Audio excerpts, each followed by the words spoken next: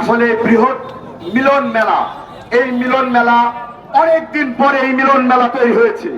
এই গরমে আসলে বেশি কথা বলতে চাই না, 2-1 মিনিট কথা বলবো।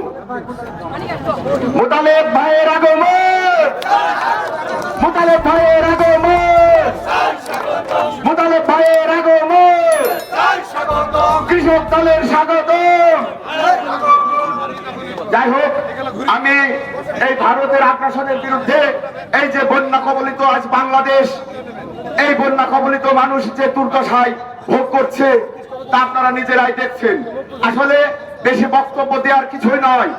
আমরা আজকে সবাই যে গাংনীর উপজেলায় মাহবুব ভাই, বাবলু ভাই, প্রতিমুল্লার এক বিশাল মিলন মেলা তৈরি হয়েছে, এই জন্য আমরা সকলে ধন্য। আমি সবাইকে সালাম জানাই, সকলে ঐক্যবদ্ধ থাকবো, এই প্রতিজ্ঞায় আমরা প্রতিজ্ঞাবদ্ধ হব, এই বলে আমি শেষ করছি।